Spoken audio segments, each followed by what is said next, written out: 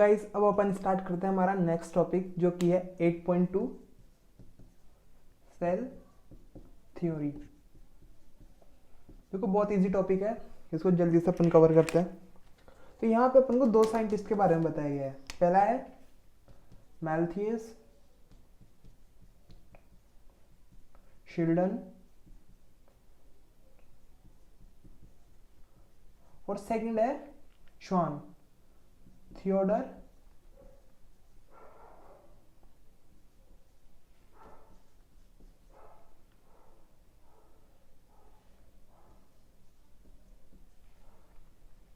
मैल्थियस शिल्डन और थियोडर श्वान। अब देखो सिंपल सी चीज़ है, जल्दी से कवर कर लेते हैं इसे। जो मैल्थियस शिल्डन थे ना, तो इनका ईयर था 1838। इसे आप याद रखना चाहो तो अच्छी बात है। और जो थियोडर श्वान थे इनका ईयर था 1839। तो इन दोनों ने सेल थ्योरी को फर्स्ट टाइम एक्सप्लेन किया था। तो देखो सेल थ्योरी में क्या था, जो मैल्थियस शिल्डन थे ना, ये एक जर्मन थे और जर्मनी से थे ये, और एक बॉटनिस्ट है, तो ये हो गया जर्मन बॉटनिस्ट। अब बॉटनिस्ट है तो प्लांट्स के ऊपर स्टडी करेंगे। तो इन्होंने बहुत सारे प्लांट्स के ऊपर स्टडी की और ऑब्जर्व किया कि जितने भी प्लांट्स हैं, अलग अलग प्लांट्स, वो सब बने हुए हैं सेल के। और इन्होंने कहा that all plants are composed of cell. बस इनकी स्टोरी यहाँ पे खत्म हो रही है। उसी टाइम पे थियोडर श्वान, ये एक ब्रिटिश थे, तो इनको इंग्लिश जूलॉजिस्ट कह सकते हैं।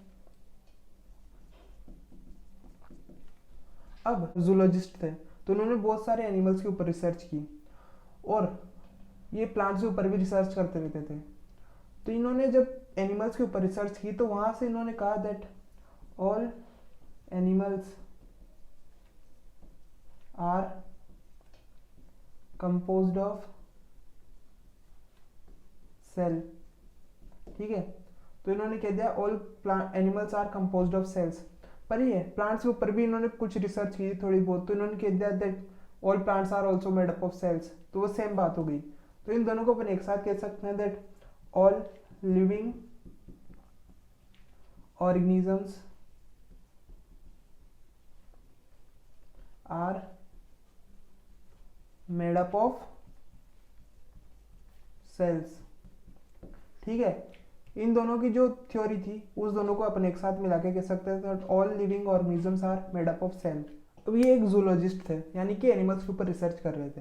तो एनिमल्स के ऊपर रिसर्च करते टाइम इनको ये पता लगा कि एनिमल्स के पास एक आउटर कवरिंग होती है और उस कवरिंग को आज अपन प्लाज्मा मेम्ब्रेन कहते हैं।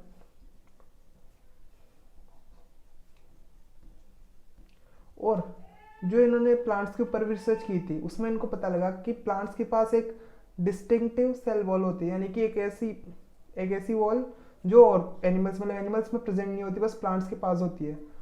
तो यानी कि इन्होंने सेल वॉल को भी ऑब्जर्व किया था और प्लाज्मा मेम्ब्रेन को भी ऑब्जर्व किया था। तो इनके ऊपर अपन ने 2 पॉइंट्स और ऐड कर दिए।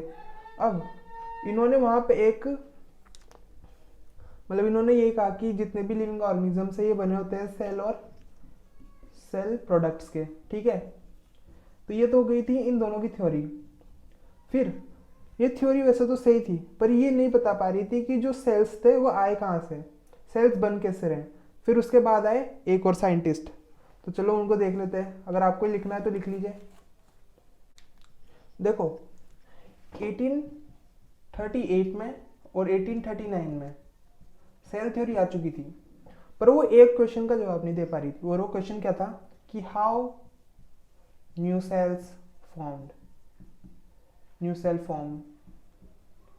तो फिर वहां पे आए एक नए साइंटिस्ट और उन नए साइंटिस्ट का नाम था रुडोल्फ विर्चोव। अब 1855 में आए रुडोल्फ वर्चोव। ठीक है, फिर उन्होंने जो सेल थ्योरी थी उसको एक्सटेंड किया और एक्सप्लेन किया कि जो नया सेल है वो कहाँ से आता है। तो देखते अब इन्होंने क्या एक्सप्लेन किया। ही explained that a cell divides and new cells are formed.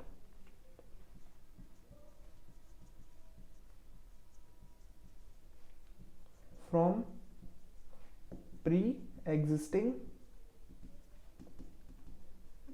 cells. और फिर यहाँ पे इन्होंने एक टर्म भी दे दी, omnis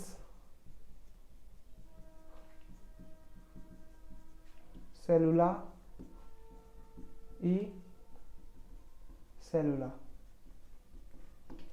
ठीक है, तो अब देखो 1838 और 1839 में शेल्डन शॉन आए, उन्होंने सेल थ्योरी को बताया, पर वहाँ पे एक क्वेश्चन रह गया कि नया सेल कैसे बनेगा। तब 1855 में आए रुडोल्फ वर्चाव, तो उन्होंने एक्सप्लेन किया जो नया सेल है ना वो उनके पहले के सेल से बनता है। जैसे कि ये एक सेल है, ये डिवाइड कर गया दो सेल में, तो यानी कि जो नए दो सेल बने ये पहले वाले सेल से बने, यानी कि प्री एग्जिस्टिंग सेल से बने।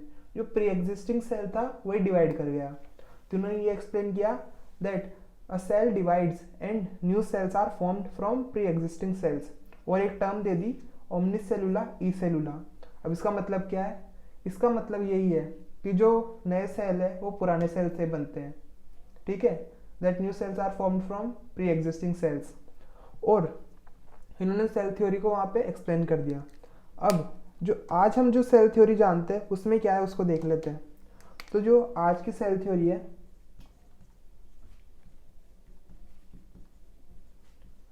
आज की सेल थ्योरी के दो ही पॉइंट्स अपने एनसीईआरटी में। पहला, all living organisms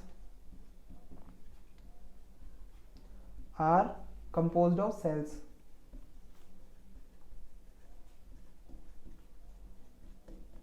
and cell products.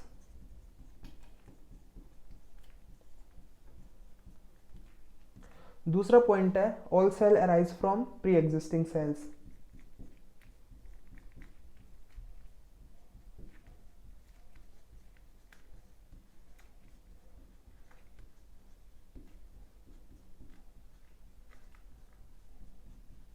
तो यार आपको जो 8.2 टॉपिक है सेल थ्योरी वो आपका क्लियर हो चुका होगा।